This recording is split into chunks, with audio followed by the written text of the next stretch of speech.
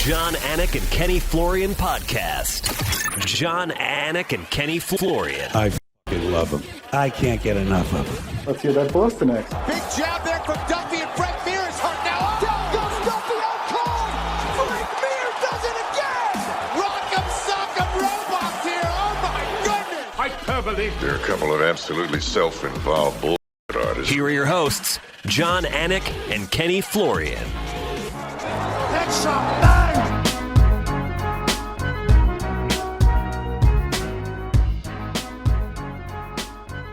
There's a song by Special Teams. I think it might even be called Team Florian. We haven't found it yet. Ed OG is on it. Great to have you with us. A lot of people are like, what? Monday, December 4th, 2023. It's episode 452 of the Anik and Florian podcast presented by DraftKings. Oh, Kenny, it's good to see your smiling face. How'd you like that pre-show meeting and all the studio adjustments? Couldn't have cared for that today, Ken. Oh, man, I like the intro. The Team Florian, we got to get on that song, dude. That's too funny, man. So I did an appearance on a hip-hop podcast last week, and part of my appearances was sort of rooted in talking about the Boston hip-hop scene. And yeah, I said to them repeatedly during the interview that Kenny was sort of the impetus for me having any lens into the Boston hip-hop scene, right? When you showed up on the scene in Bristol, Connecticut, right at ESPN 2007 with all this hip-hop in your phone. We had cell phones back then, right? I think we did. We did. All right, so a lot to get to today. Arman Sterling and Beneil Dariush will lead the show, although we do have to get into Platinum Mike Perry and Eddie Alvarez. So, Kenny, I think I might have a bare-knuckle offer for you if you're interested in that particular discipline. Oh, gosh. I'm not sure I'm going to take it after watching some of the bare knuckle stuff. Dude, it's crazy. I mean, it is brutality in seconds. I mean, the cuts, the shots that these guys are taking. I mean, we're going to talk about it later, but oh, man, what crazy. All right, so we have a monetary offer for bare knuckle boxing. It's not bare knuckle MMA for Kenny Florian later in the program. We'll see if he has an appetite for that. Also with us today, Boston Anik, Jason Anik with us. The Jaguar, right? The Jaguar? Yeah. Well, Ben the Bane Davis called me Jaguar, the Jaguar on that APFC 9. But man, if I had $1 for every time I told you to shut the fuck up, I mean, that's like, who's making this offer for Kenny? You don't have to worry about that. But how come when you came into the show, there seem to be all these bells and whistles, Cody, that are showing up on StreamYard or whatever medium we're using? I don't know if he put his hands in the air, but all of a sudden I see some balloons. Oh, well, the thumbs up. Yeah, go to Cody. We know the thumbs up, right? Do we give us the, that's, hey, look, come on. Now he's got fireworks. How am I doing this? Why is it, Kenny, you're seeing that, right? Yes. So for those on the audio side, I'm not sure if it's our video recording platform streaming. Okay, Cody's telling me it's the new Mac emotes. Is that what it is? The new Mac emotes. You can turn them off in the settings. So if you're audio only, we formally apologize. I'm sorry, Jay. See, I'm playing director today, so I kept it on the two-shot as I'm fucking talking. You're good. Back to me. Cody will get them all. So let's just get into Arman Sterling. Can we just do that, Kenny? How about we do that? So Arman Sterling in a lightweight main event from Austin, Texas, defeats Beneil Dariush by straight knockout at 104 of round one. One of myriad performance bonus winners on a most memorable night in Austin, Texas. But the big winner, of course, Arman Sterling, who might just be a fight or two away from a rematch with Islam Makhachev. KenFlo, you fought for the belt in this division, 155 pounds. You got to like what you saw out of Arman Sterling this weekend. Yeah, I really like Benny as a fighter. I just thought this was not a great matchup for him. I had pretty strong conviction before that fight. I put a couple of units on it. Not that I'm always right. I certainly am not. But I thought that from an athleticism standpoint, that Sterling was going to have a huge advantage there. I think that was evident from the get-go. I think that his ability to get from A to B, he's just so quick. And Benny isn't necessarily that guy. I think Benny has good power. He's got a great all-around game, but I don't think he was ready for that speed and for Sterling's ability to close that gap very, very quickly. He threw a lot of strikes in a short amount of time. I believe that right hand around the ear of Benny kind of hurt him, got him a little off balance, affected his equilibrium. I don't think the knee it didn't hit clean, in my opinion anyway, but that follow-up right hand, Benny never saw it coming, put him out. And dude, the fight should have been stopped at that point. And those follow-up shots were absolutely nasty. Sarukyan's he's a bad dude, man. He's a bad man. You were big on those follow-up shots back in the day. If I could squeeze them in there. Get one in there, right? Ahead of the official. So what do you do with Arman Tsarukyan now? What do you think his ceiling is relative to maybe what you thought his ceiling was going in? I mean, certainly there's already a foundation for him against the champion. We've only got 64 seconds of film here, but there were a lot of people who were bullish on him. There were a lot of people who wondered aloud why Beneil Dariush was plus 240 and have a lot of answers, I guess, as to why this weekend. Well, I think that at times when I've watched Tsarukyan, while he is very explosive, he is very fast. I think earlier in his career, especially at the time that we fought Islam Makhachev, I'm not sure he had like the most dangerous game. I think overall he was very good. He was very sharp in some ways, but perhaps a little bit impotent when it came to his ability to finish fights. I don't think that's the case now. I think when you talk about the ability to capture the moment in the main event and the message that you're trying to send the UFC and to the fans, he absolutely maximized it, and not always an easy thing to do. So I think that having that history, having the wrestling ability, I think he's a completely different fighter than when he first faced Islam Makhachev. He's showing that he's a finisher. He's showing that he can beat elite guys and take them out. And I agree with what you said earlier. I think he's another fight or two away. And maybe could even, slip in there, assuming, maybe something happens with someone dropping out. Maybe he could be that second choice for the UFC. But yeah, I mean, realistically, I think he's one or two fights away. He's building up that resume. He's building up that skills. He's building up his experience. And I think he's one of the few guys that can challenge Islam Makhachev. He's dangerous on the feet. He knows how to wrestle. He's getting better with his submission game, and obviously has great mentorship over at American Top Team. Yeah, how about Pahumpa, right? Alexandre Pantoja breaking through, winning a world title. I think some PFL success as well for Pahumpa this year, if I'm not mistaken. So a huge, huge year for him. Cody, if you could populate the lightweight rankings for me, that would be fantastic. In terms of being a fight away, another main event away, a title eliminator away for Arman Tsarukyan, we do have a little bit of a logjam at 155 pounds, right? Everything in life is about timing, Jay, right? We got Justin Gaethje, who just won the BMF belt. We have Dustin Poirier. I mean, Kenny, do you feel like Dustin Poirier is a guy who would, well, that's his teammate, Arman Tsarukyan. Mm-hmm. So let's take Justin Gaethje, right? Like, I don't think he's going to fight Arman Tsarukyan right now. Charles Oliveira is going to be next for the belt at 155. You're right. I mean, he could be in a backup situation here. I just don't know that there are that many options right now for Arman Tsarukyan. In theory, it's great. Like, yeah, all right, fight Poirier. That's his teammate. Oh, fight Gaethje. I don't know who he fights. I'm looking at some other names. I mean, Michael Chandler, right? He's linked to Conor McGregor. Mm-hmm. Rafael Fiziev, I believe, has a fight. There's just a lot going on. Dan Hooker is booked. I mean, do you think, Kenny, that Justin Gaethje would fight Arman? And Arman Tsarukyan and Rafael Fiziev are essentially teammates and have the same manager. I don't know. I don't know what you do with him right now. Yeah, I think that right now he's going to be in a holding pattern for a little while, just with everything that's going on. I think that, certainly American Top Team won't be so keen on having, their guys fight each other. Right. But it could happen. And I wonder, I know Poirier was kind of playing around with the idea of potentially going up to 170, maybe again. I don't know.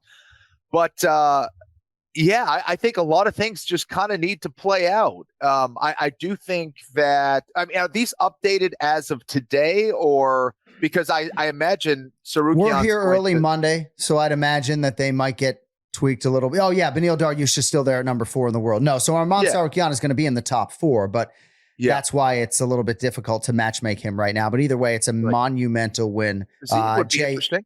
Jay, got anything for us on this lightweight championship? I just want to say, in terms of Arman, well, I mean, certainly like the division is in a tough spot in terms of where he may fight. But from a gambling standpoint, I just think Vegas knew something, and sometimes Vegas knows something. Everyone talking about the line with Beneil Dariush being favored against Oliveira, yet a massive dog, 2.5 to 1 here in this spot for a reason. I just think there was a big opportunity on Tsarukyan, a guy 27 years old on the rise. I think there's a big opportunity, not that I bet MMA, but an opportunity. I thought that fight, I thought there was a reason he was that much of a favorite. Yeah. KenFlo, what do you do with Benny Dariush now? And don't worry about us calling him Benny Dariush. We're just trying to punctuate his highlights. I know you're getting on me, Jay, last week about that. Kenny, gosh, this sport is thrill versus agony, and I found myself just feeling for Dariush, right? You're on the cusp of a championship fight or a title shot, and in a different division with, I think, 8 successive wins, at least 7, he might have realized that. Had some success against Charles Oliveira before that fight went sideways on him, and then has this loss, and it's going to be real hard for Dariush now to ever realize an undisputed lightweight title fight in the UFC. Yeah, 100%. And I think in regards to Benny and his style, it's another reminder that in this sport, you could be very, very durable until you're not. And I think that this is where Benny really needs to kind of get much, much sharper with his defense. And as far as, where he's at, he's at number 4. Yes, the 155-pound division is stacked, but I do think he can battle his way back. Not going to be easy with all the killers in that division, but I do think with some adjustments, he could potentially battle his way back. But I mean, 155 has always been, just an insane division, one that is the most competitive, I think, in the UFC. And I don't know. You have all these other guys that are in the top 15 that are behind Benny that are all tough fights for him. And I think we can probably say that maybe up till 2025, 25th ranking. It's just, there's so many good guys in that division. And it's another reminder of like, if you do get an opportunity to fight for the belt, you said it a lot, like you can't turn those opportunities down a lot of times. If you're able to fight, like you should take that opportunity. And I think for Benny, this is going to set him back. No question about it, man. 155 pounds, right? Like, thank goodness for the sake of all of these gentlemen that Alexander Volkanovski did not win that second meeting with Islam Makhachev, because you'd have further congestion there.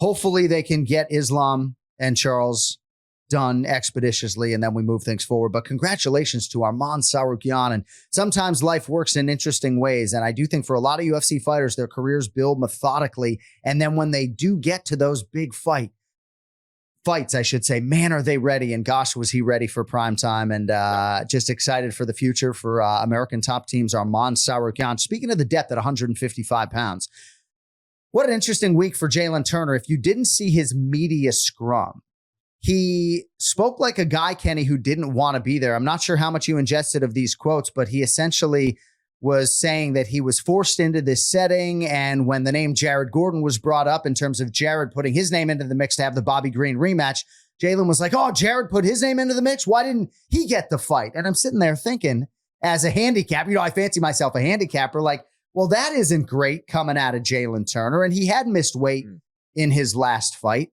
But gosh, man, when this dude is able to make the weight and channel that violent Jalen Turner, this is a tough flip of the switch for him. Like, it's easier for Valentina Shevchenko, Kenny, to flip the fucking switch than Jalen Turner, right? This is just a very, very nice gentleman. But man, he flipped the switch and he was at his violent best, and a huge win over him. Steps up on short notice, gets a bonus, and finishes Bobby Green emphatically. Your thoughts?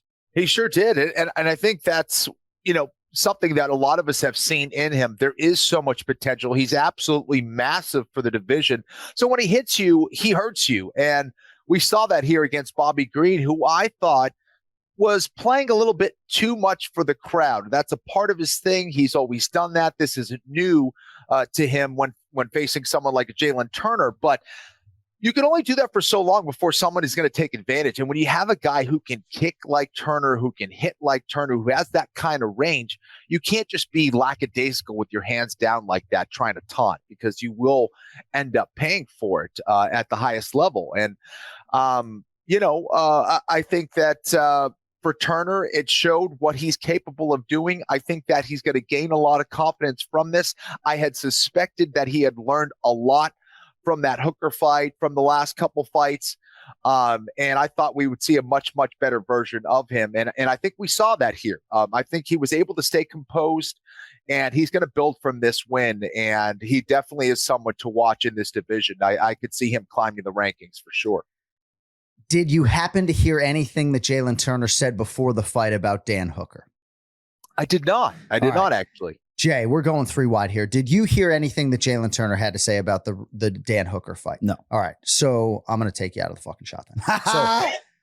So again, this media scrum from Jalen Turner, and I happened to be in Las Vegas on some top secret business, so I had a chance to watch a lot of this stuff. And he said in sort of a passive aggressive way, like, oh, I was at the hospital with Dan Hooker and I felt so bad, about sort of the condition that Hooker was in, essentially shortening that man's lifespan with how much violence, I had inflicted. Right. And those comments were obviously brought to, your favorite fighter's favorite fighter, Dan Hooker, who basically, extended the bird on social media and was like, fuck you, make weight. And Turner missed on his first attempt and then made weight. And good for Jalen Turner. And I really love both of these guys. I mean, Jalen Turner is an absolute sweetheart, but I don't know that you want to, unleash or awaken the poking the bear that is Dan Hooker if you're Jalen Turner. I think you got to do this now again. I think you have to do this again. Of course, if you don't know, Dan Hooker was forced out of this fight with Bobby Green this past weekend because he re-broke the arm that was initially broken against Jalen Turner. But yeah, Kenny, there's a lot of friction there. And I don't know. I mean, maybe there are worse things to do after that. You're a busy guy, but dude, go watch that fucking Jalen Turner, pre-fight media scrum. It was pretty insane. That's interesting. I would love to see that fight again. I do think that Jalen Turner is the guy who can make better adjustments in that fight. I think that what that fight came down to, and we broke it down last time, was Dan Hooker's experience, his poker face, his ability to stay calm and chill in a lot of those bad spots. And Jalen Turner couldn't turn that poker face on, when he was in trouble. But he was landing great shots. It was a very close fight, but sometimes the body language will indicate something very different, and that's what the judges were going on, right? So I would love to see that fight again. I think it makes a lot of sense. Why not? So when I have Jay in studio, it doesn't mean that I'm going to go to him all the time. I might go to him twice a show. He might give you 120 seconds, right? But some people in our YouTube comments were wondering why maybe I didn't give you more microphone time. And candidly, as we go 3 wide here, I'd rather listen to Kenny. But I'll give you a single here for a second if you have anything for us on Jalen Turner and Dan Hooker. Keep it 3 wide. Well, I have a couple things. First of all, and this may be more for Kenny, but it's fascinating to me most often. Oh, yeah. You like that, Cody? No? Cody's going to kill me. Go ahead. Most of the time when you have guys together at the hospital or guys that have fought before, they become friends or they're very close. So this friction surprises me a little bit. But then just in terms of Bobby Green and how he was finished, Dana White, I believe, said that was one of the worst he had seen. The stoppage. Yeah, in terms of the stoppage, but also too, man, it's like just seeing a guy just getting, Bobby Green even walking over to Jalen Turner. I'm like, someone keep this guy upright still even, minutes after, man. Yeah. It's no joke. Kenny, you were texting the group about that Kerry Hatley stoppage. I guess that's a good jumping off point to talk about that. Yeah, absolutely. For sure. I think Kerry Hatley is a good referee. I don't know exactly what was going on there with that stoppage. It was not a good stoppage at all. He let that go way too long. When you see a fighter who's belly down, who's taking big shots like that, who's clearly not defending himself, you got to hop in there, right? I mean, that's when a fighter is most vulnerable. You don't know where the shots are coming. These are hard shots, and they're all going to the head. You got to jump in there.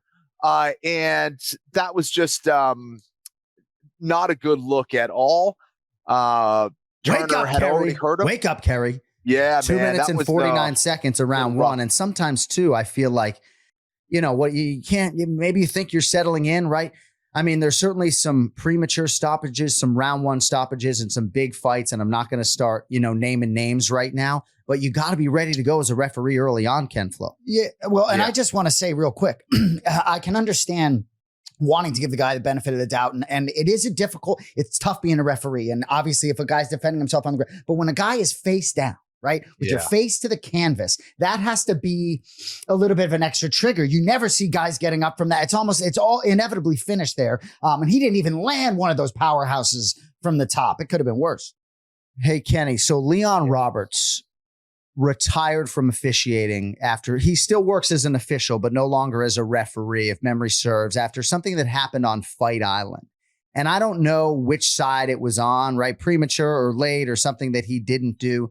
I want to say it was almost, I think it was late, right? But Leon Roberts was so sort of affected by that moment that he retired. And I'm not in the business of retiring fighters nor referees, but when you're Kerry Hatley and something like this happens, right? And you're that slow on the trigger. And I'm actually suggesting that it wasn't like this. The first part of it, I was okay with. The second part of it, I really was not, but I don't know, man. It's time to really look back at the film and consider your options if you're allowing this to go on as long as he did. That's all. Yeah.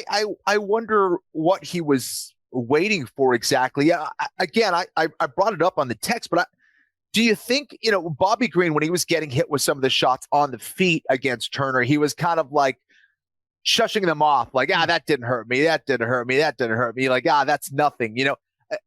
Did that play into maybe Kerry's decision? I don't know. But when you're in that position, I wonder exactly what was going on in his head of what he thought Bobby Green was going to do to get out of there, or why he decided to wait.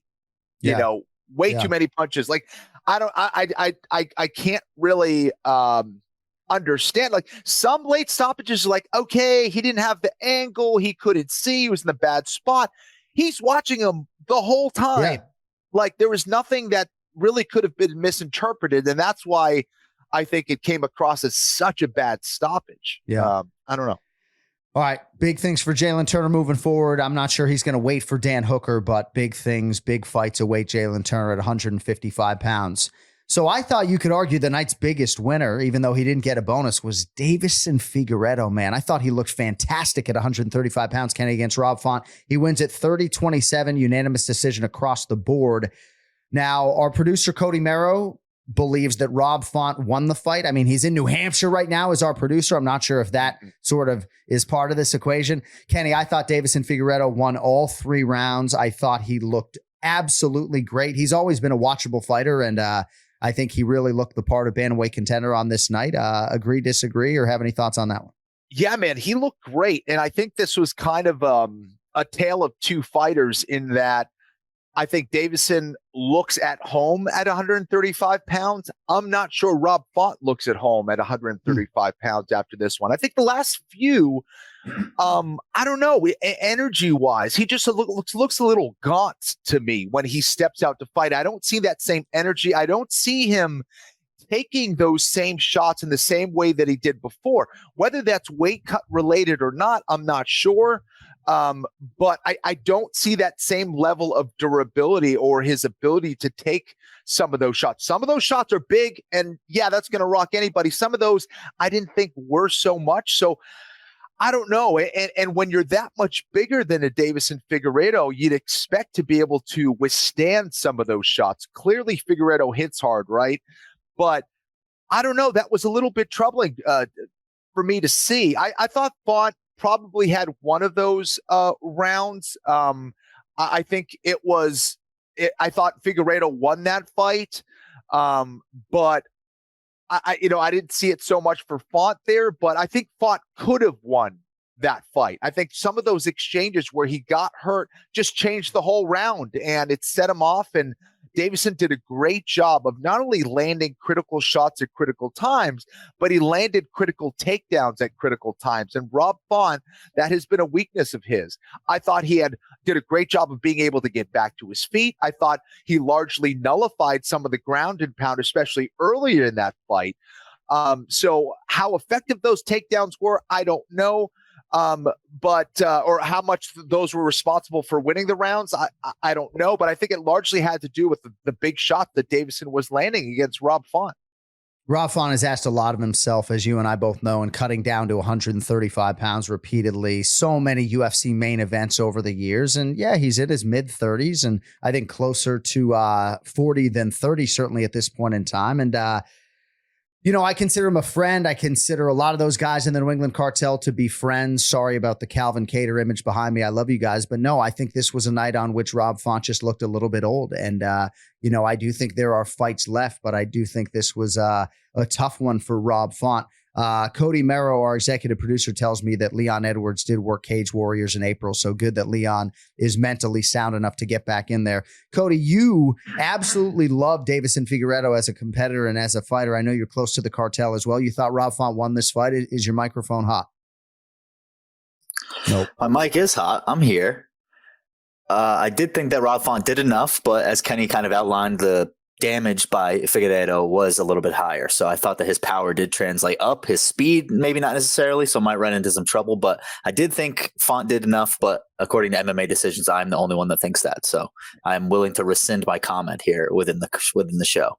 What a stand-up guy, though. Well, no, and stand-up guy. I was just about to say, I know we use that term robbery carefully, but had Font won, that would have been a robbery in my eyes. I would agree.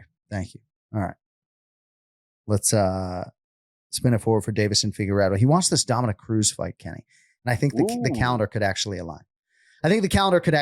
So here we are, Monday, December 4th.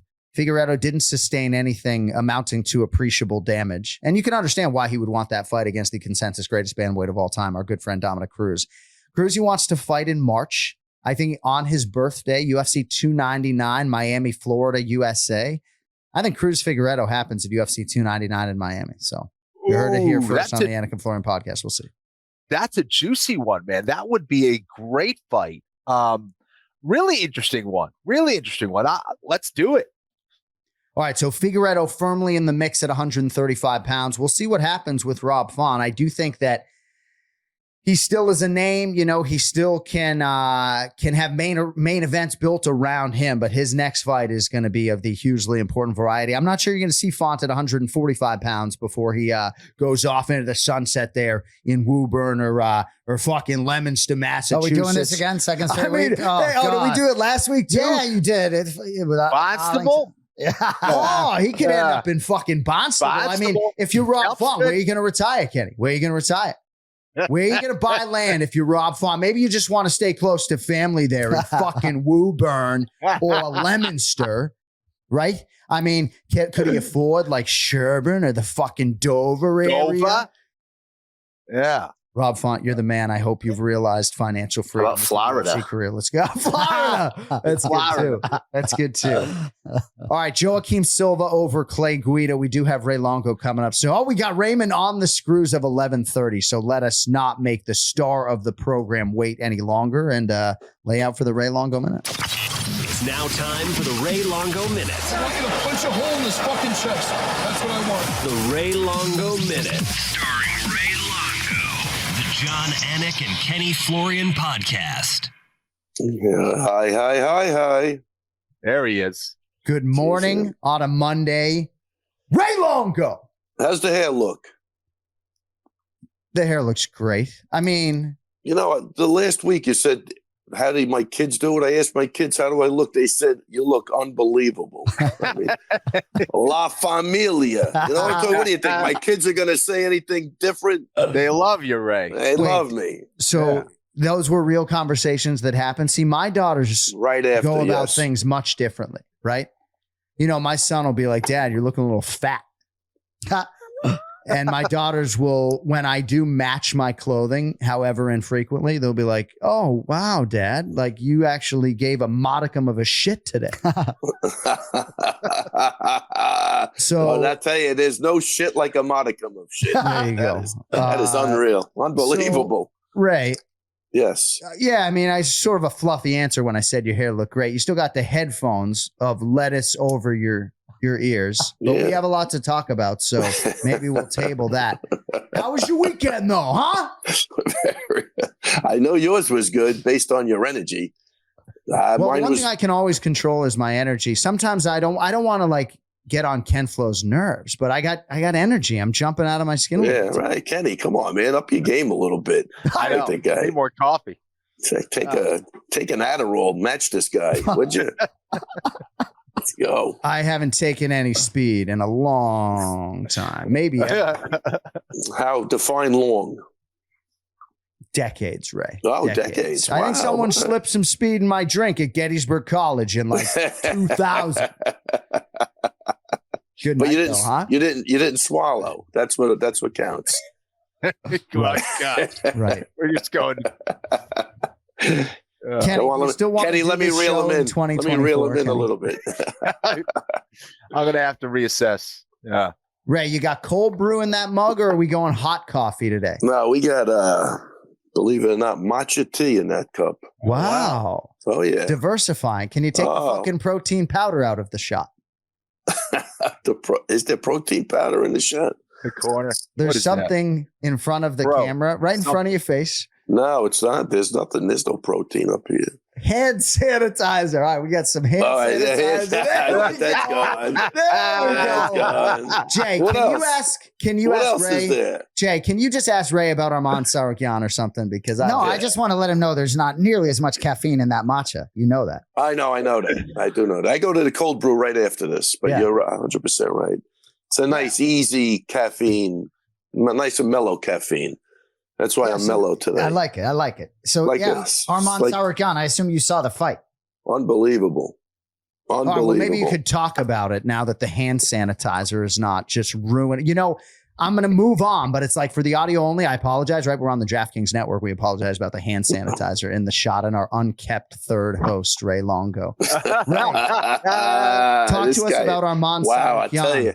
He come out guns blazing as usual. Right. It's nothing like a Monday morning on the Anik and Florian podcast. We're just excited to be here. I mean, this is how I corral my friends. I make them come on a podcast with me. That is true. You are excited. That is true. That is where the energy is coming from. Hey, that's it. Look how he handled that grounder. Woo, he sucked it right up. All right, let's see it. Let's go. Sarukian, the guy's a beast, and he deserves a title shot. Well, right. And I love that you cut to the chase, right? Because it's a tremendous knockout and maybe this type of highlight gives you a different lens into just how good the guy is. But that's the issue, right? Yeah, title fight. Oh, but wait, like they're trying to decide if Charles Oliveira or Justin Gaethje should get it. Never mind this guy. Right. Dustin Poirier's his teammate. So it's a little bit muddy, as Redman might say. The waters are muddy, Ray. Well, listen.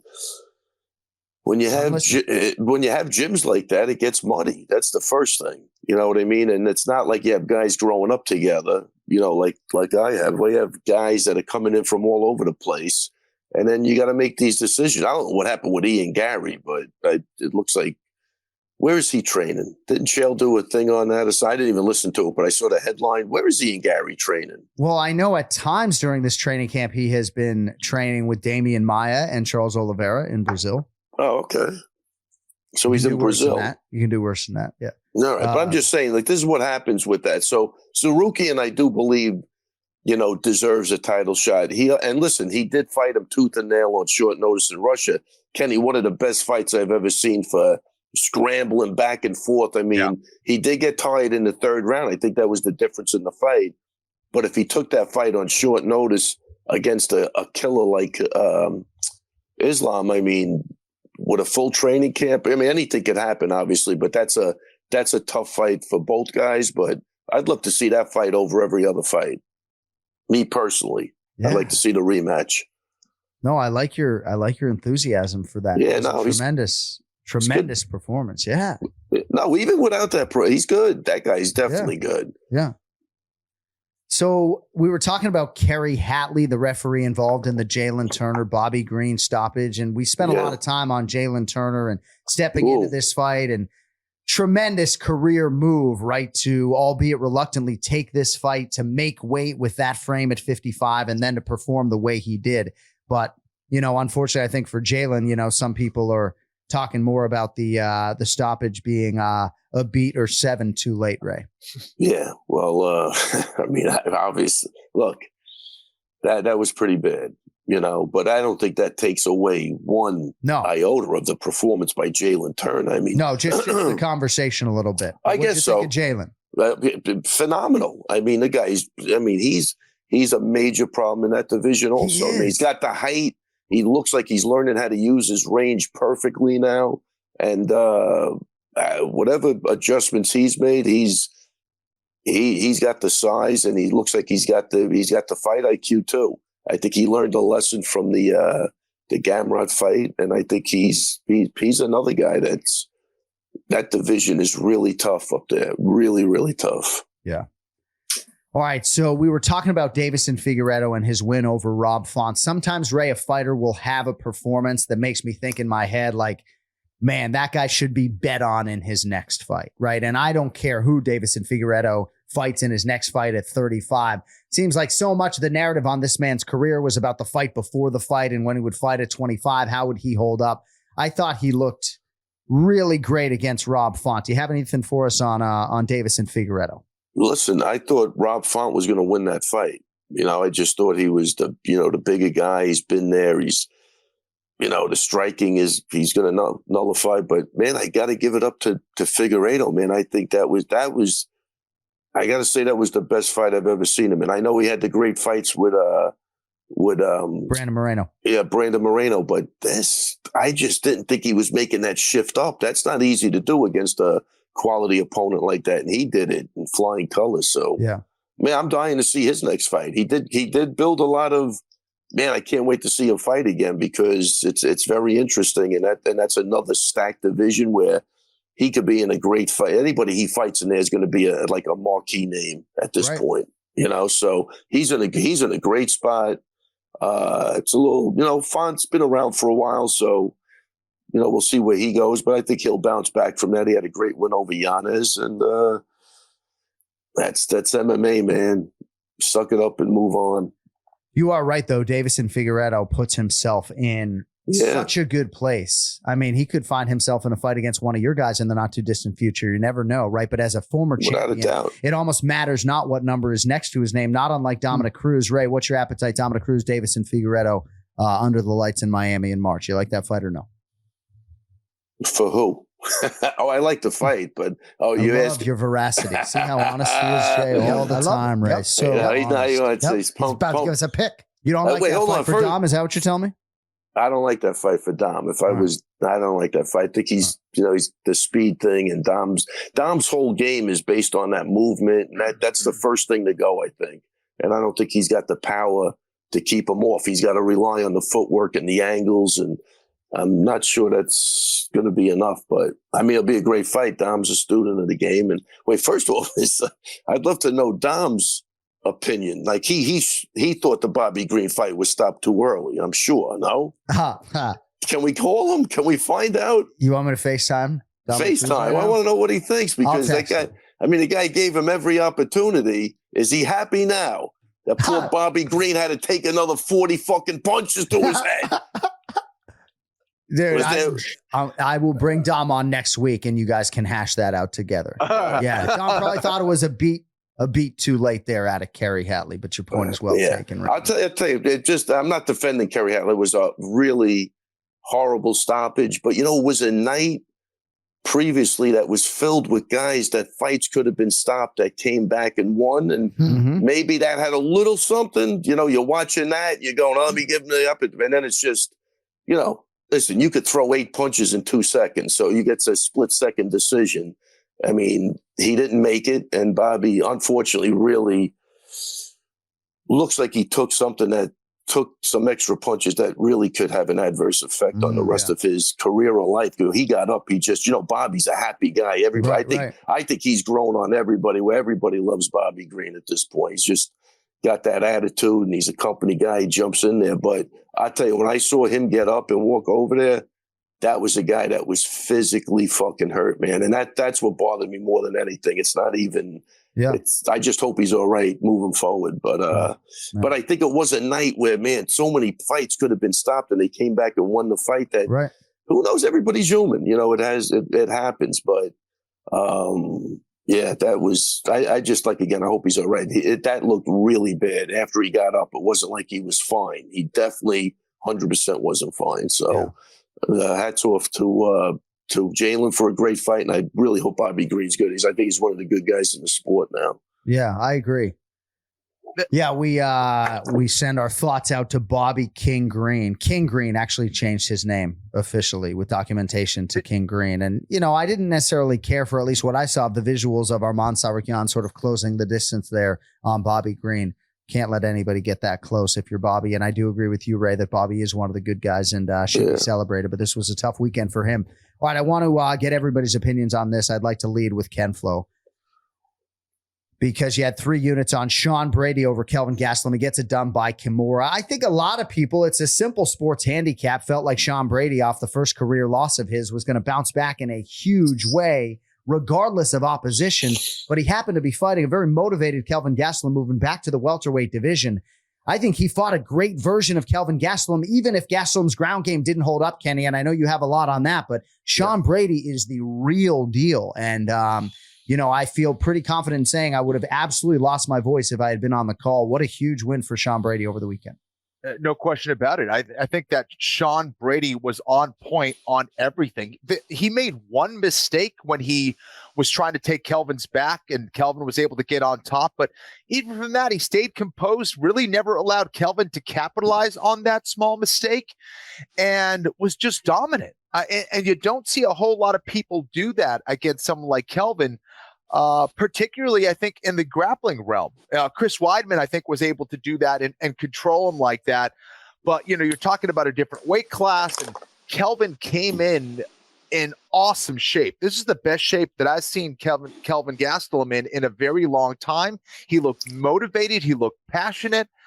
But Sean Brady just seemed to be a step ahead every single time. I don't think Kelvin came in with a clear game plan. It seemed like he was out there just throwing stuff and didn't really have a clear game plan of what he actually wanted to do, because he really wasn't making any adjustments in that fight either. He was kind of just doing the same thing, and Sean Brady was just running him over. And Sean Brady was a smaller guy, but it looked like he was the big bully out there, which made it all the more impressive. And going out there and dominating a guy like Kelvin Gastelum, I think for Kelvin, he's going to have to, get back to training and really try to focus on making his game better instead of just preparing for a fight. And I think sometimes fighters only train when they have a fight coming up. And I'm not saying that's the case for Kelvin or not, but you have to do all your work. When you are in the off season, you have to do everything possible to make sure you're evolving your game. And I'm not sure we've seen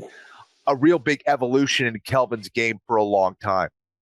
Ray, on the broadcast, Daniel Cormier was talking in superlatives about Sean Brady, and sometimes there are just performances that stick with you. For me, like Colby Covington against Robbie Lawler, of course, immortalized behind me, Max Holloway against Calvin Kattar.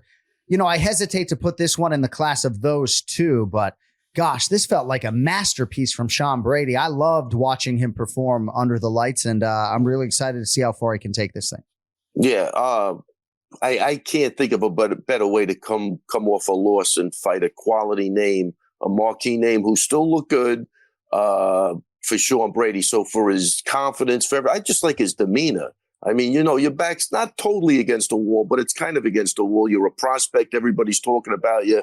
You suffer your first loss. Sometimes that's a great thing, Kenny. You get that monkey off your back. Now I could just fight. I could fight for the love of fighting. I don't have to protect my win-loss record.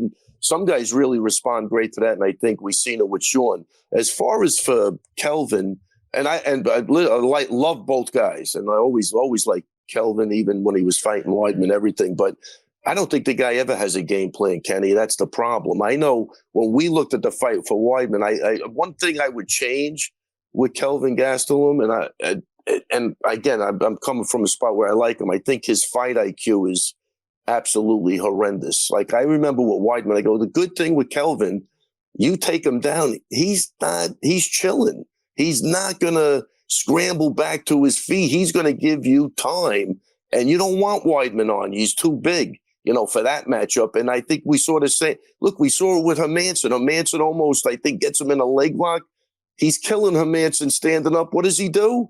He goes right back into the guy's guard to give him another shot. Mhm. Like he's made some really bad decisions. And again, it was if I'm Kelvin, the first thing I do, I'm frantic. My back hits that canvas. I'm getting back up.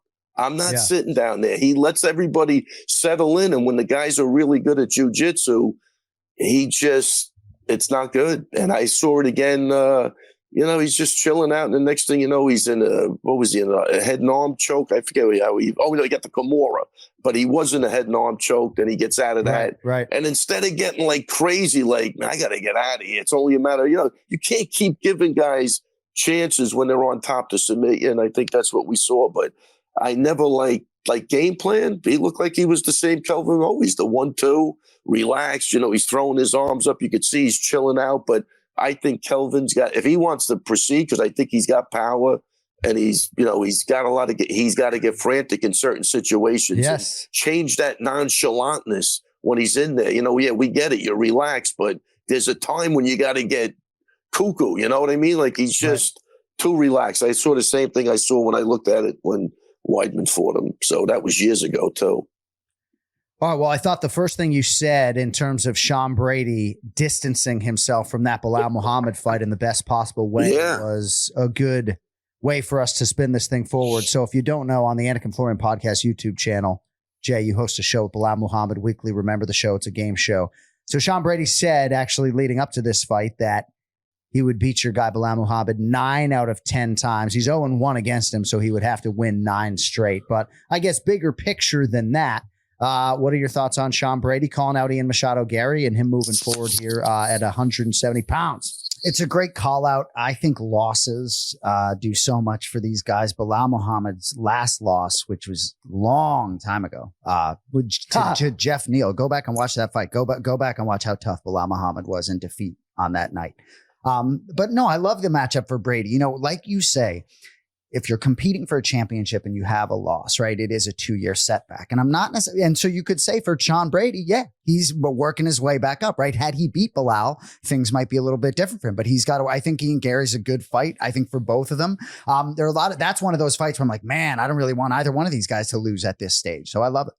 I would think maybe they put the fight with Jack Della Maddalena back together, KenFlo, the Sean Brady, Jack Della Maddalena fight that had been booked. I wouldn't mind seeing that, but a huge win for Sean Brady.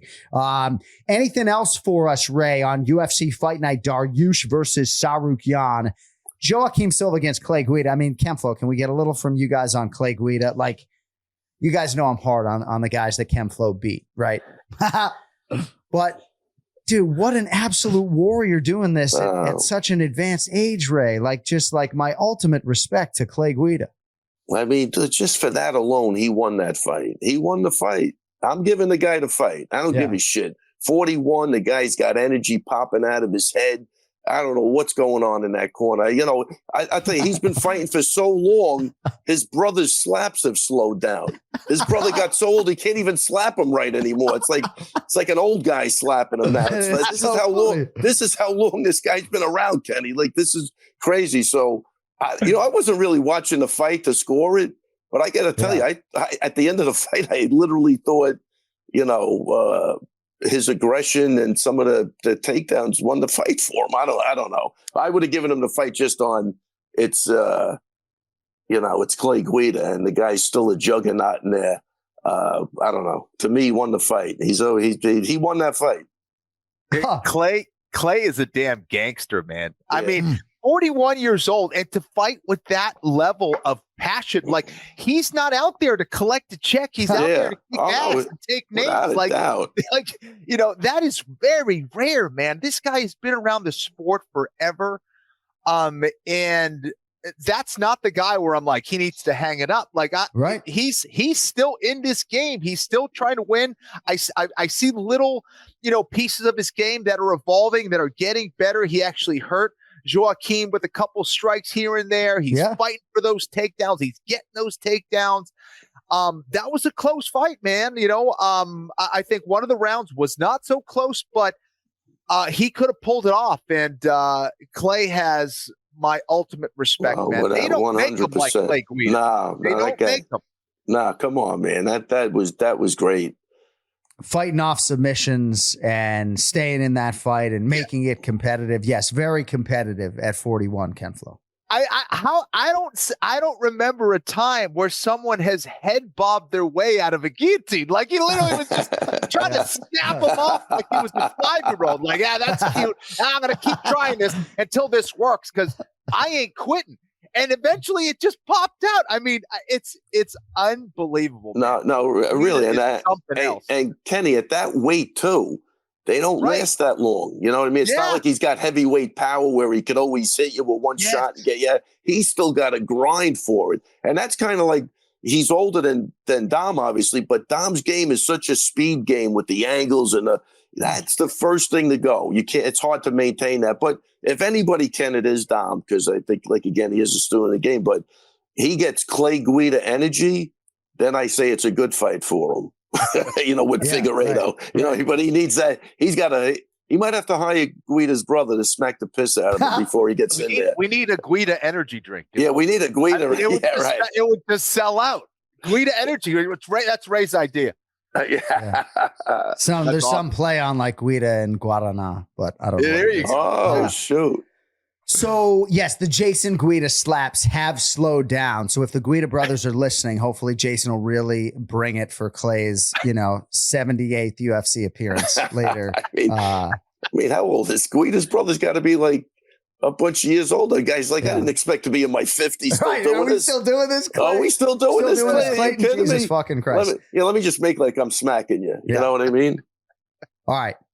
I would like to transition, if we could, to bare knuckle fighting championship. And I think I finally found a setting, Jay, in which you and I can compete against each other. I think if we had gloves on, I don't want to grapple, right? If you and I had gloves on against each other, that's way too concussive. And that may seem like a terrible transition, but I'm telling you, Kenny, if Jay and I competed, I'm going to take you out of the shot for a second. If Jay and I competed in bare knuckle, like these 2-minute rounds, I think it'd be over in 3 or 4 minutes, and one of us would have a win and the other would have a broken orbital. Ray. Yeah. Kenny. This shit is fucking insane. No? Yeah. Well, I think, hold on. Okay, let me just say, I think when you get two guys like Alvarez and Mike Perry, that really both of them could stake claim to this is tailor-made for them. Oh. Even as they're getting older, dude, they were throwing down, Kenny. Like, unbelievable. Jason, can you reach across and choke him? I just want to listen to what Kenny has to say. Go ahead, Kenny, go. Hey, go ahead, Kenny. I can't. I think I lost my train of thought now. But yeah, no, listen, I think that it's one of those things where you could win. Yeah, you'll have one guy who wins, one guy who loses. But if I lined them both up, and I asked you, which guy do you think won? You wouldn't be able to tell the difference because both those guys are typically winner and loser. They're both going to the hospital like 90% of the time. And so much damage can occur in these bare knuckle fights in a short amount of time where you're like, okay, cool. They didn't absorb so many punches, but man, they look like they went face first into a wood chipper. I mean, it's nuts. Eddie Alvarez was winning that fight, but he lost because he could not see. And Mike Perry's face, again, his nose on the other side of his face, and he wants more. This guy is a savage. He is an absolute savage. You need a weapon to stop Mike Perry. Like that, he's another one. He's not, if he's breathing, he's coming forward. He's a beast. Nuts. That fight was crazy. I thought Alvarez had some great moments, but dude, that sport is something else. Well, and John, you made a point about Eddie Alvarez almost, his corner throws in the towel at the end of round 2, but you, I think, alluded to the fact more like he I hate to even phrase it this way, but wanted out, meaning with the eye, couldn't really see. Don't phrase it that way. Yeah. No, I don't mean to phrase it that way, but sort of made the decision. And I don't blame, you know what I mean? Like, all right, that's enough for tonight. Right. Yeah, self-diagnosing your own broken orbital almost assuredly, Ray. I guess, Ray, I'm just curious as a coach. This just seems, and again, right, they come back to the corner. Obviously, it was good boxing advice in Platinum Mike Perry's corner, right? And he used it to inflict a lot of damage in that second round. but Eddie Alvarez got off in round one. I mean, he was sharp as a fucking tack, landing everything. I don't know, man. I was effectively blown away by those 4 minutes. Well, look, I think I don't know if it's the beauty of bare knuckle boxing, but Eddie Alvarez obviously is the more talented striker out of the two. But when you're as tough as nails like Perry, this is a sport where you could take a couple to give one and still have an impact, because he obviously hits hard, but like, again, he doesn't have the technical skills, but he's got the toughness that makes up for it. And I think that's what you saw even with this fight. Eddie was looking good, but your orbital's broken. It's broken. I don't know if that was the case, but it's a crazy sport though. Kenny, it seemed, like Mark Henry, they were trying to center their guy and give him a lot of good advice and hope that maybe the fight would continue. But there was just no way that Eddie should take another shot if he does want to fight again. And I know Eddie Alvarez was sort of jonesing at the possibility of this fight being made for a rematch in Philadelphia. Right. Kenny, excuse me, the brutality of it, to me, it's addictive to watch. So I think it's highly watchable for me. It's more throwbacky for me, I think, Kenny, in terms of UFC 1, in terms of the sheer violent nature of it. But I think, Kenny, what I texted you was I don't know how I would call this sport exactly, because it was just sort of, I don't know.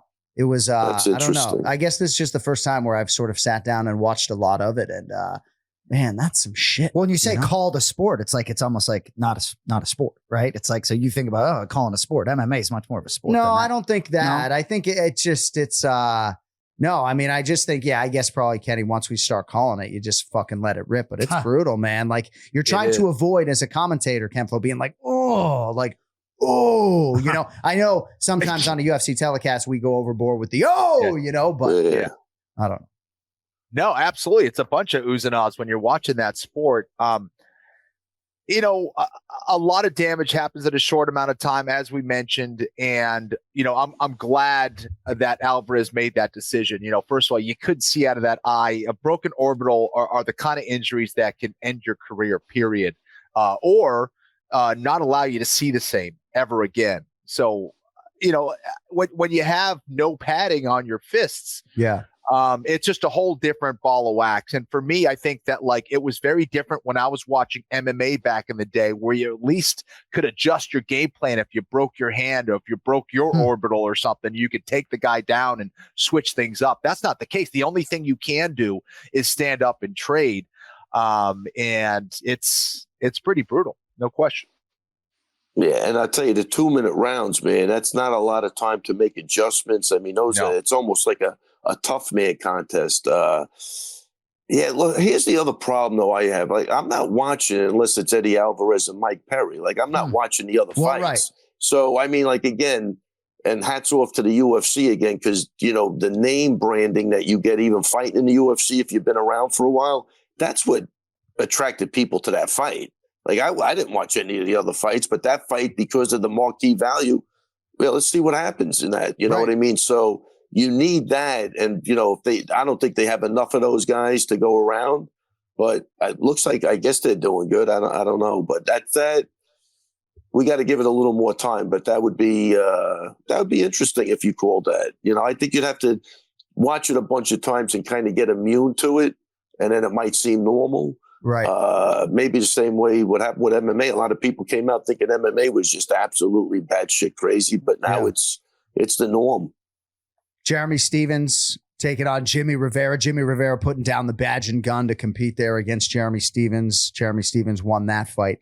But Kenny and I were just texting about this, so I figured I would bring it to the air. And Jason, maybe part of what you were sort of alluding to was what I'm about to say here. I think, Kenny, I wrote to you, as much as I support some of the power slap athletes and how I think watchable that can be at times, I said, for me, the bare knuckle stuff, bare knuckle boxing is a little power slappy for me, right? That it's, I don't know, that it's you can't wholly protect yourself. I mean, yes, you can, but if you want to be offensive in bare knuckle boxing, you can't totally protect yourself. It's not a long-term game. And a lot of these guys, obviously, I mean, Mike Perry, I think, could be a prime MMA athlete still, but Eddie Alvarez obviously is in the twilight of his career, as sharp as he looked. I don't know. There's something about it for me that's a little bit off-putting, and yet, I couldn't wait to text you about it. Yeah. Yeah, no, man.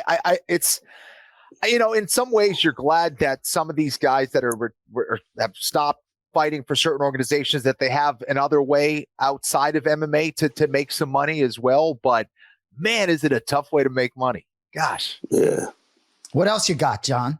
No, that's it. I was going to let Ray go. I just had, go ahead, KenFlo. I wanted to bring something up. Sorry Please. to switch topics, but did you guys see the Misha Tate Avila fight? Where Misha it was awesome, amazing performance from Misha, but I thought there was another referee mistake there from Montalvo, who watched Misha hold on to the cage for maybe 30 seconds. Like, she used, not only did she hold on to the cage, but she held on to the cage to avoid the knee bar, and then she held onto it to kind of avoid the sweep, and then she was using it to hit shots, and Montalvo's looking at her hold the cage the whole time, swiping at her hand like, stop that. Stop. How many times do we need to do that? Like, if someone gets hit in the nuts, you stop it immediately. Right. And you're like, all right, stop. But I don't know. Why isn't that treated as the same thing, especially if you're using it as an advantage? This could be anybody. It's assuming it's not Misha or whatever, because, Misha looked great and it's awesome to see her back in the win column. But to see a referee see something that was blatant right in front of him, again, similar to Hatley, and not do anything about it, there was a warning. At what point is it a 1-point deduction? You're using it as an advantage, and he let the whole fight play out. He never stopped it. He never put them back to their feet. To me, that was a bad one as well. I thought that not a lot of people were talking about for some reason. Yeah, I mean, you know what happened? I raced home from the gym, so I got home just in probably the middle of the first round. Excuse me. Okay, yeah. So I can't say I really saw it, to be honest with you. I don't know why, but I was still juggling around. Yeah. Yeah, Jason, what do you think about it? I'm glad you brought it up, and I think referees, I guess the only brief point out, referees are inconsistent to me in those spots. Consistently inconsistent. Yes. Right. Yeah. That's all you can ask for is consistency. We didn't get it on Saturday night. But yeah, it was glaring. There's no doubt about it. That's all we wanted. With judging, with reffing, just be who you are, so at least we know what to do. Yeah. All right, Ray, I need 3 more minutes of your time, and then we'll let you get to your Monday. I can already tell your hip feels great. You just have a nice rosy demeanor about you. Unbelievable. All right.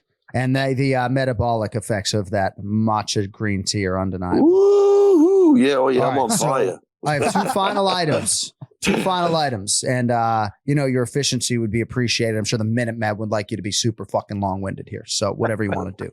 Aljamain Sterling.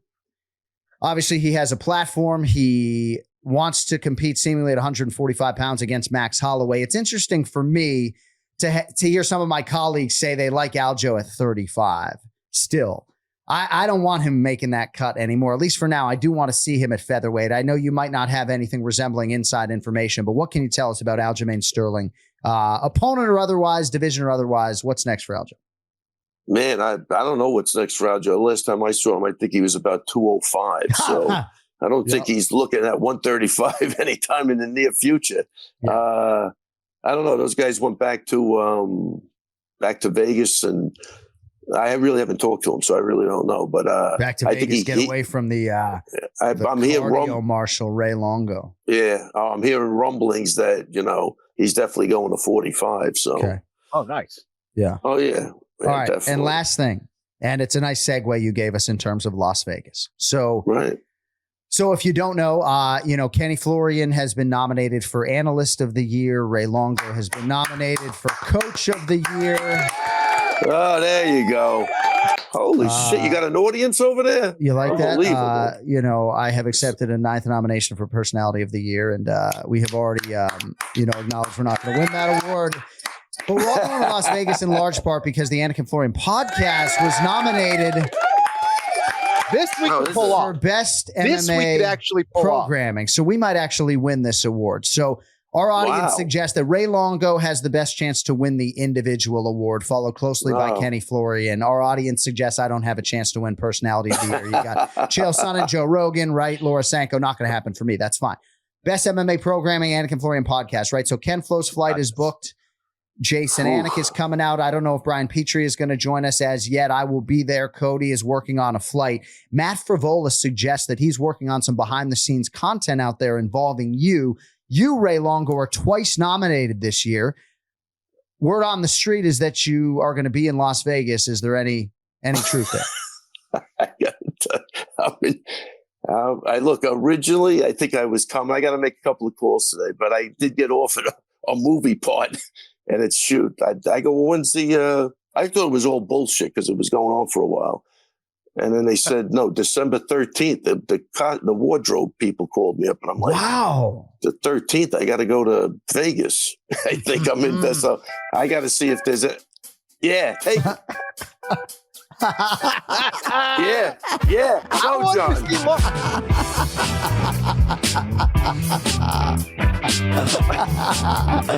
Oh, look at that. Yeah, baby. Let's go. Oh, I love it. All day long. Give me all of that. Give me all of that. Longo, I wanted to see you out in Vegas with the like the tuxedo rash guard on, like Danaher. Yeah. That would look nice. So Ray, I don't know. I'm in a conundrum right now. We got to figure it out today. But I was originally going. Yeah, right. why is Not that? originally going, right? Not going for the sake of the show or Frivola's behind the scenes content, but because there's a movie part, that would be the impetus. No, I understand it. You're not going to come out to Vegas for largely some recreation to clap for some other people to win. So I understand. So Ronnie Pellegrino, who owns the Paradise Cantina, he has a suite for you at the Virgin. And if you don't want the suite, we just need to know. Eventually we got a cutoff here, and the suite's going to go to somebody else. I'm making a decision by 6:00 tonight. All right, got to make a couple phone calls. Because the original thing was that we were going out there, and then me and Frivola were flying into Jersey because we have a couple of guys from the gym fighting at the CFFC, and it's going to be so. We were getting on a flight early Friday, so we did have it. We did kind of talk about it, but. John, when you're a thespian, things come up. It's like kind of. I understand. Guess what kind of role? Because I'm stretching on this one. Mob boss? Yeah, bouncer. An Italian guy who's a bouncer at the bar. Nice. Amazing. I don't know. We'll see. All right. Is that it? Now you embarrassed me in front of everybody. No, we're going to let you go. I just wanted on the wide shot to show you my T-shirt. My Ray Longo Minute shirt. AnikFlorian Podcast Show him on the close shot. Yeah, let me see. AnikFlorian Podcast presents the Ray Longo Minute. Jay, you can talk me through this. Move your microphone out of move your microphone the other way. Oh, look at this. Why don't you direct people to the website? JohnAnik.com. Pick up that. We tried to give Ray Longo one of these, but he wasn't going to wear his own face because he's a humble guy, which we have mad respect for. But Joe Romero, who designed these, incredible, talented guy. He would love to get you wearing one of these. I got to get you a mug. Maybe I'll get him a mug with his face. If the guy who designed it, I definitely would do that. I knew you would. That's we'll what just send it to your daughters, although they think you look great as is. 100. Look at it. Nicely raised daughters. Ooh, you see a little saliva? That'll work. All right, we've taken 40 minutes of your time. Have a great day and a better evening. The star of the program. Guys, John, I'm going to call you later. Pick up the phone. If I'm one of those phone calls, I'll take your call. Should I call from Kenny's phone? Would that help? Jesus Christ, you guys are brutal.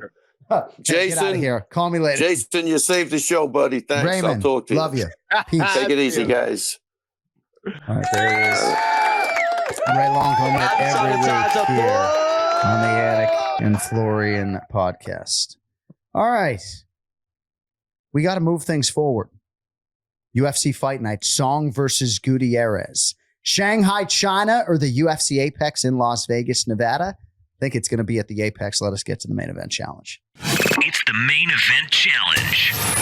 Anik. The time is most definitely now. Florian. I finished fights. I'm going to do everything possible to win. The main event challenge.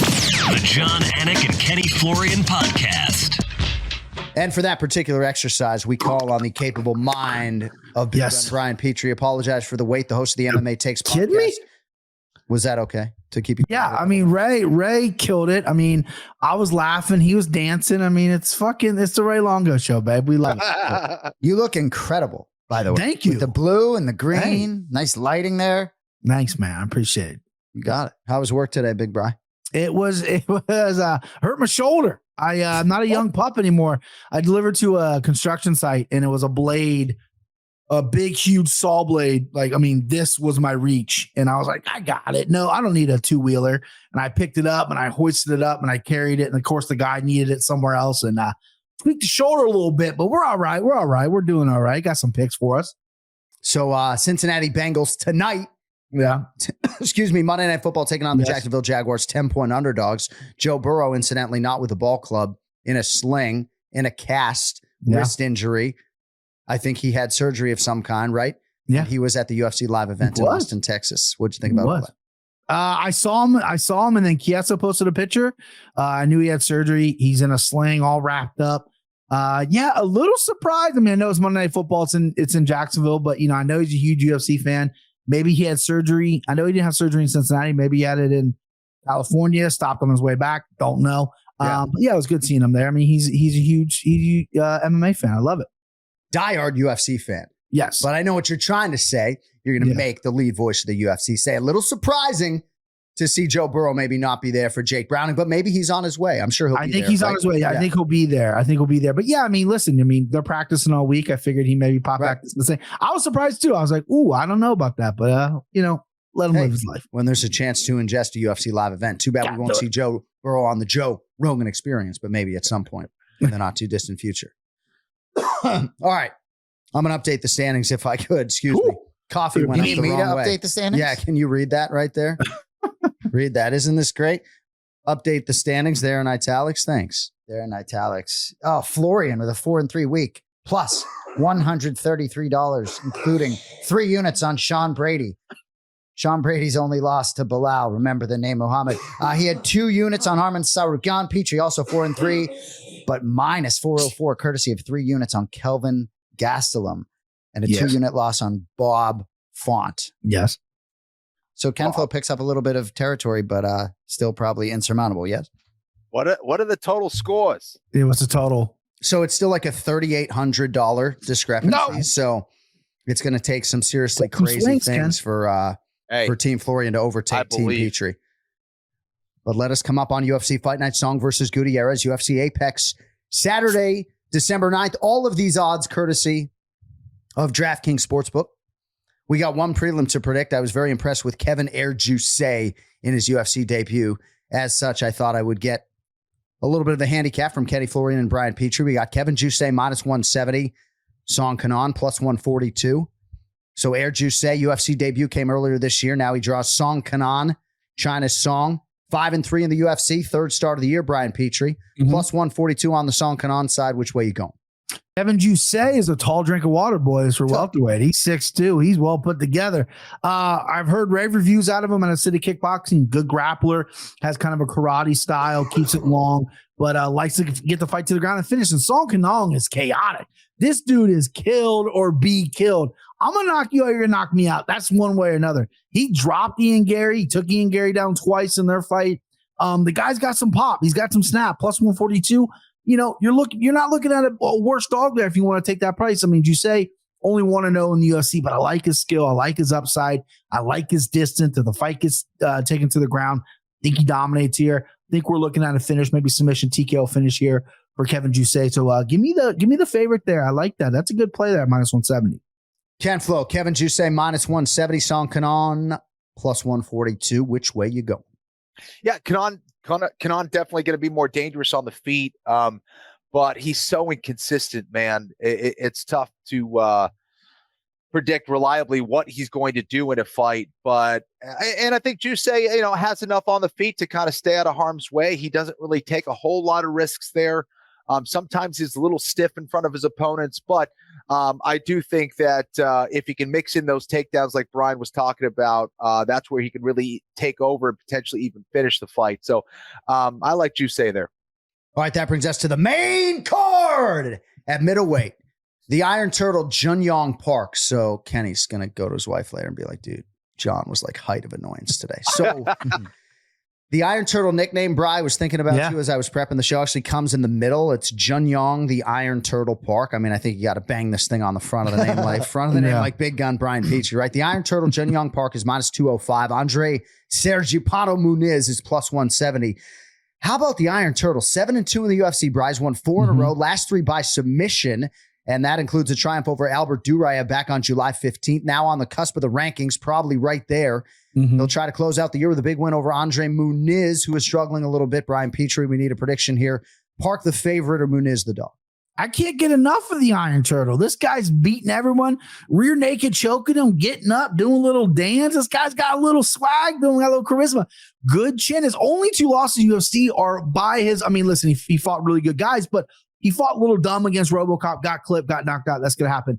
Fought a little dumb and a little lackadaisical against Anthony Fluffy Hernandez. Got submitted. That's going to happen. Both those guys are studs. Other than that, he's solid. Good takedown defense, good cardio, fight IQ right there on the brink, but I think he's starting to kind of put together. And I like the Iron Turtle. I think he's a stud. And Muniz, here's a guy who's great on the ground. He'll take your arm, he'll take your neck, but he's been exposed. And he's a dangerous fighter in this situation because he's 0-2, 2 finishes. I think if he goes out here and drops an egg, does not look good, does not pick up a win, he might be out of the UFC, might be out of a job. So he's a dangerous guy coming in here. I can see him maybe pulling guard a few times if he can't get the takedown because his wrestling isn't great. It's more power-based. He's a ripped-up dude. But I like the Iron Turtle. I've fallen in love with them.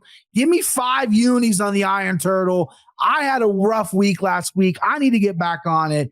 And I think the winner fights my guy, Bo Nickel. I think this is, they're auditioning Bo Nickel opponents right here. So give me the Iron Turtle. I would like to see that fight in the future. Like the forward matchmaking and forward thinking on a Monday there. Big Gun Brian Petrie with a 5-unit play, $1,025 on Junyong Park. Kenny on the other side, Sergipano, 15 career wins by submission, but back-to-back losses to Brendan Allen and Paul Bearju. Craig here in 2023 have him in danger of losing 3 straight in the UFC. Never a good thing. Your thoughts on him here, plus 170 against the Iron Turtle, Junyong Park. Yeah, this is an interesting one. I think that, Park obviously has way more momentum, way more consistency. I don't think he's faced the same level of Muniz's last 2 opponents that he lost to. So I don't know. Like, do I see Park submitting Muniz? No. Do I see him knocking him out? Maybe. He does have some decent power. I just have yet to really see him comfortable for like every round in the UFC. He does have a tendency of making mistakes in fights. I think that would be troublesome against someone like Muniz on the ground. However, I don't know what happened to Muniz's submission game. Like, was it always not that great and he was getting lucky, or was he just overly aggressive early on in his career and now he's being more calculated and it's taking away from his ability to finish and be effective? I don't know what's going on, but it doesn't look great for Muniz because, like so many Brazilian Jiu-Jitsu practitioners, they're not the best with their takedowns. And you could be good, but if you're not great at the highest level in the UFC, that's going to affect you as you start to take on better and better opponents. Now, for me, Park doesn't have crazy high-level takedown defense. And when I'm looking at both of these guys who do kind of silly things at times during fights, I'm going to go with the underdog here. I think Muniz is interesting as an underdog pick. I think there's value there, and because of that, I'm going to go with Muniz. But I'm not high on him as a fighter moving up in that division. But I think there's enough potential for him to get it done here in an upset against Park. All right, nicely done. Moving on to the lightweight division, Nasrat Haqparast, minus 218. Jamie Mullarkey is plus 180. All right, busy 2023, Bri, for Jamie Mullarkey thus far. Actually was supposed to fight Nasrat Haqparast back in March to begin the year. Now it shall be done. Mullarkey looking strong in a close win over John Makdessi his last time out. Haqparast on the other side looked good as well. That was a longer time ago. Landon Quinones actually recently, September. 2 in a row for Nasrat Haqparast, favored to make it 3 in a row.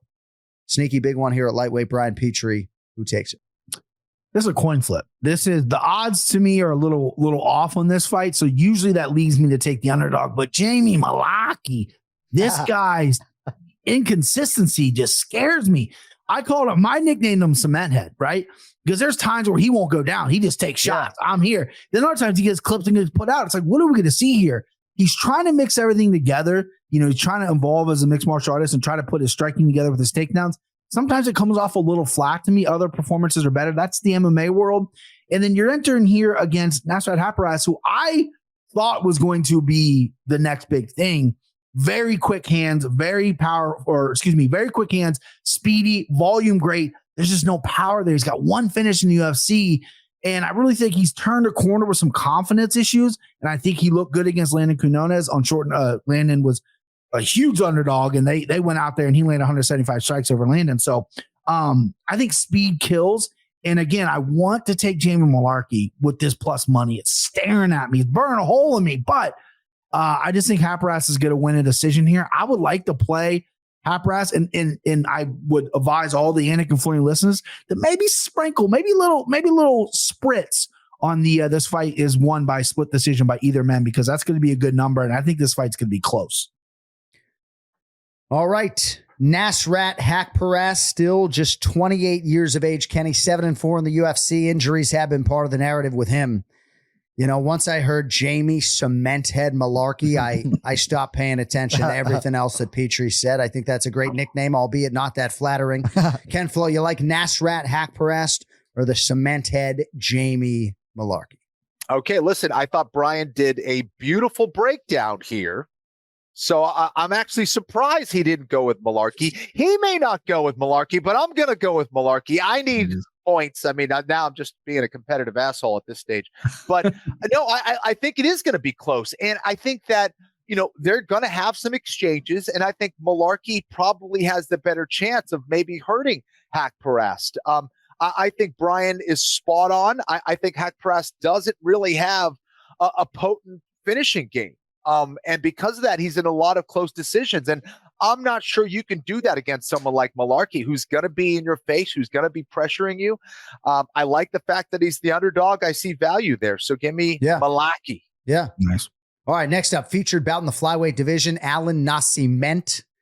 I think we go Nascimento on the broadcast, even though Kenny, he cuts himself off. So Alan Nascimento, he's won 2 in a row. Minus 270, the favorite here against Sumu Darji, who is plus 220. Sumu Darji has not fought since that 2022 Fight of the Year candidate against Matt Schnell. That was July 16 last year. So the layoff on that side, about 18 months. On the other side, Nascimento withdrew from a scheduled June matchup with Tim Elliott, so he hasn't fought since January. I kind of like this matchmaking here, Brian, 125 pounds. Do you have a selection for our fine viewers and listeners? I do. I know no one goes to stores anymore, and maybe, I'm 37, so I remember used to walking into Best Buy or Media Play, which is a big one over here, and they'd have the bargain bins, right? And you dump, what's in the bargain bin? This is a bargain bin buyout here for Alan Nascimento. He should be a minus 500. Wow. Sumajari's a stud. I think the fight with Schnell took a lot out of him. Nascimento is sticky. He's heavy on top. His first 2 losses in UFC were split decisions, super close, high level. Then he's went and dominated. Nascimento is safe on the feet. He gets you down. He smothers you. He takes control. I think this is a great number. I'm kind of whispering so the Vegas books and people don't listen so I can get the number cheaper. I like Nascimento big here. If I didn't like the Iron Tour so big, this would be a 5-unit whack for me. Give me Alan Nascimento here for sure. KenFlo, Alan Nascimento, minus 270, at least right now. On DraftKings Sportsbook, Sumu Darji comes back plus 220. Your thoughts? Petrie's on fire. He's on fire. I'm onto it as well. I like this a lot. I am going to put 5 units on Nascimento. I think he's just better everywhere, man. I think Sumu Darji is resilient. He's tough. He's fun to watch. But skill-wise, I just don't think he's got it here with Nascimento. Crazy things can happen because Sumu Darji is insanely tough and durable. But I think Nascimento has too much of an arsenal here. And this is pretty clear. And I agree with Brian. I thought the number would be a lot bigger for Nascimento. All right, right back to KenFlo on the co-headliner between light heavyweight contenders. The Warhorse, Khalil Roundtree Jr., minus 238. I got to call a fight. Like, maybe that's what I got to do. It's just been too long. So Tapology lists Khalil Roundtree Jr., KenFlo, as the warhorse. Kind of like it. The fucking warhorse. Khalil Roundtree Jr. is minus 238. Anthony Lionheart Smith is plus 195.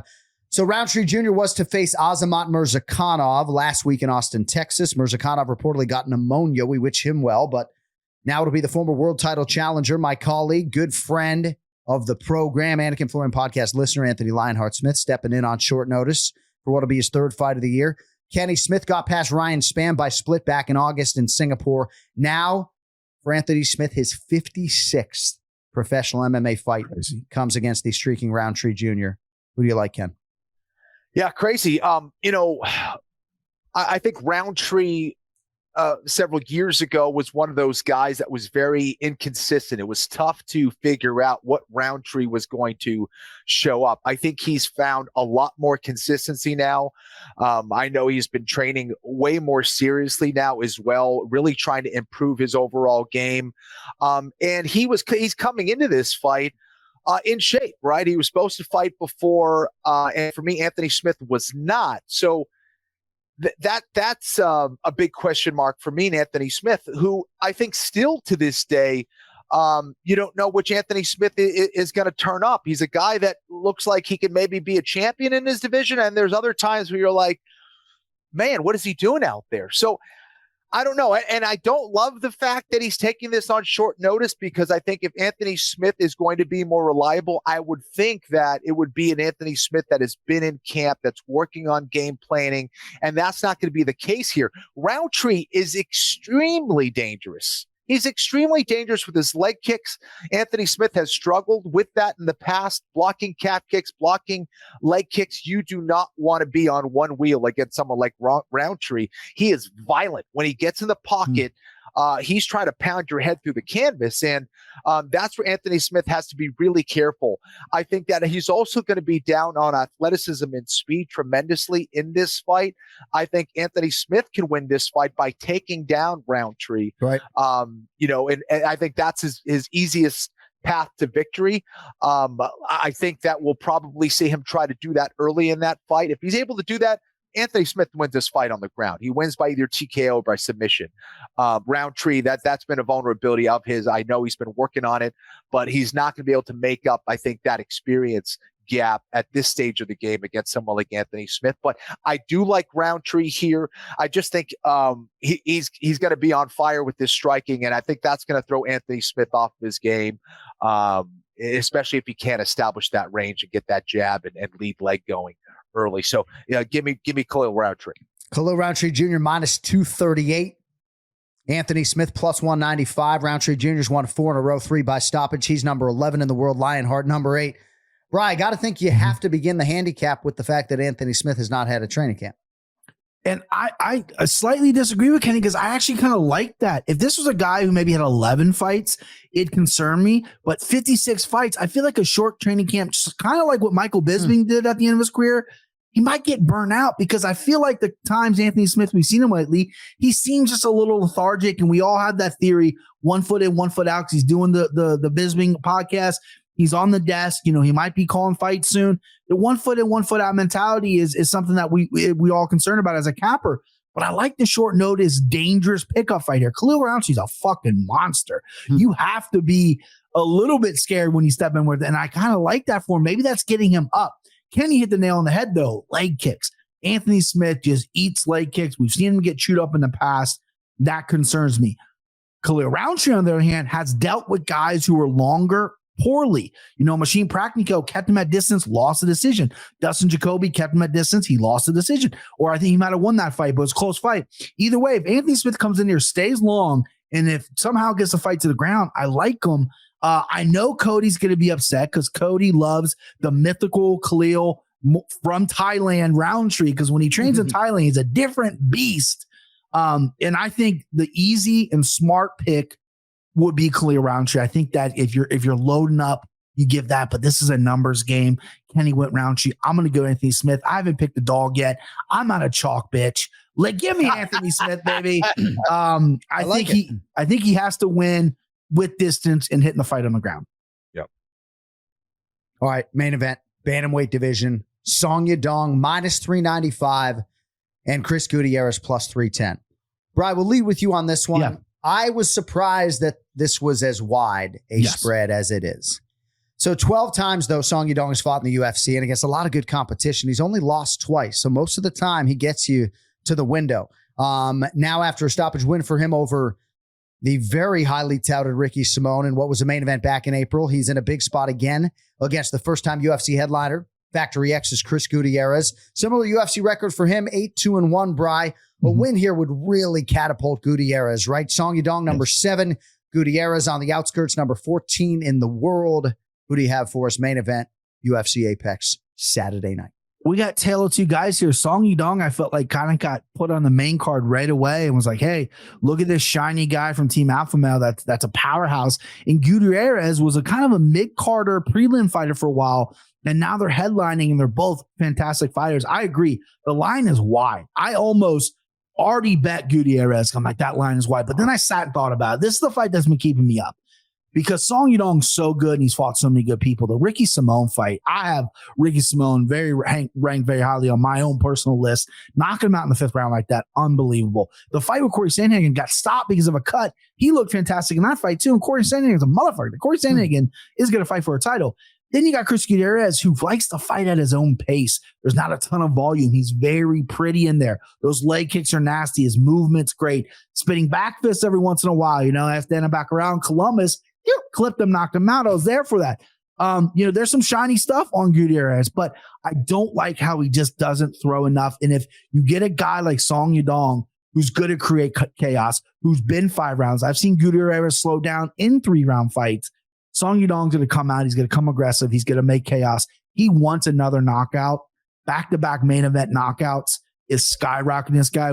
He's been hyped for years. Now we're going to start getting in there. He's going to get the rematches. He's going to fight the big names. I like Song Yadong here by knockout. I do think the line is wide. I'll probably play it by knockout, but I think Song is on the verge of becoming a special fighter in my opinion. So give me Song Yadong. Song Yadong minus 395 right now. Kenny, Chris Gutierrez in camp right now with Brandon Roybal, who will fight for the belt coming up on December 16th. Huge couple of weeks for Mark Montoya and everybody at Factory X. Cody Brundage getting a big win this past weekend. Your thoughts on Gutierrez here? Plus 310, KenFlo in the main event. Yeah, Brian, earlier, John was saying how he probably wouldn't be able to call a BKFC fight. I wouldn't be able to call a Song Yadong fight because I'd just be like, yeah, there he is. He's kicked Yadong. He's cut Yadong. Yeah. You can see Yadong bloody in the center of the octagon. I wouldn't be able to avoid any of those puns because I'm an absolute child. But anyways, Song Yadong is an awesome fighter. I think that Brian's spot on here. I think he's just got too many weapons and he doesn't allow a fighter to really settle in very much these days. I think that, because he moves so well, because he has a lot of different weapons, because he's become more versatile as a fighter, I don't think he's ever going to allow Gutierrez to get into that rhythm that you were talking about, Brian. And I think that's spot on. When he's comfortable and he's able to pick you apart, get in, get out, and fight his fight, Gutierrez just takes over and he can cruise. But I think at this stage with Song and all the experience that he's gotten at this stage of the game, I think Song Yadong wins this fight. I think it might be close early, first 5 to 10 minutes, but I think Song Yadong is going to take over. So, that's who I'm going with here. Nice. All right, we'll see where he closes. Brian Petrie, anything else for you before we let you get on with the rest of your Monday? Yeah, I want to say one thing. The UFC this past weekend, the production team, John, I know you know all those guys obviously work for the company. They did a phenomenal job with all the packages they gave from Mark Montoya, Elias Theodoro. Those are really touching. My best friend, a guy who, John, you met in Vegas with me, he just got diagnosed with colon cancer. He's the same age as me. He's having surgery December 7th this week. So, and obviously my mom has cancer. So what they did for the production wise and everything and having the families there was phenomenal. So please, I know this is the bigger platform and you got your guys in the production squad and they did a great job. I just want to say thank you for doing such a touching tribute to those people. No, thank you for acknowledging that. That Stuart Scott fight night is one of the more special evenings of the year and certainly I've worked it in the past. I didn't work it this year, but yeah, those guys always do a great job. It's a heavy night to prepare for. So shout out to the entire live event production team. Brian Petrie at Brian Petrie MMA on social media. Thanks, brother. We will talk to you next week in advance of the big one, UFC 296. I think, don't tell KenFlo, but 9 picks from you guys coming up next Monday. So Let's do it. See you, boys. All right, Brian Petrie with us for the main event challenge. We're going to get on out of here. Jay, you got anything else for us before? I got nothing. Good All right. stuff today. All right. Don't forget, JonAnik.com is now live for all of your merchandise needs, all of the new designs for the Anik and Florian podcast. Also, check out KennyFlorianMartialArts.com. If you go to JonAnik.com, it links directly to KennyFlorianMartialArts.com. Also on Instagram, be sure to check out KenFlo's company, Argus Integrated Defense. Jay and I will be back with Anik Squared here on the DraftKings YouTube channel with 10 NFL against the spread selections coming up here for week 14. Also, don't forget, Jason and Bilal Muhammad. Remember the show coming up Thursday on the Anik and Florian podcast YouTube channel. All right, for Jason Anik, Ray Longo, Brian Petrie, and my man KenFlo, we got to get on out of here. We will talk to you next week. Enjoy the fights this weekend, and we will talk to you in less than 7 days in advance of UFC 296. Until then, go later.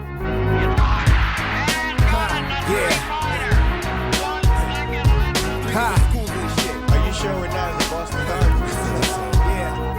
Now every time I start a verse, I break at least 3 commandments. Kinda like Pluto because I never planned it. I'm outlandish in the way that make Apaches look like they own ranches. It's the art of war. Your blood's the only color on the canvas. And I don't mean it like a thug sense of how you can get got. Fuck being gangsta, I'm hip-hop. You got it every time you walk in the label. The A&R's like nodded. Immune to your shit cause I circle, dotted. Body heat is intoxic. We got a beat, I don't gotta speak. Coppers see start to think psychic lick, make the speakers speak elitistly. Off their high horse, make an ass of their views. Your DJ must not know the alphabet, forgetting his cues. My favorite DJ got those and 6 extra L's to abuse. Esoteric John P. and I'm the new kid school. I'm Raider Ellis, nice to meet you. Show busting my styles. Egocentric, ego tripping with frequent fly smiles. DJ wants to get at the bird. He gets at the bird. And bird takes the shot. You wanna set it on us? We got Comero.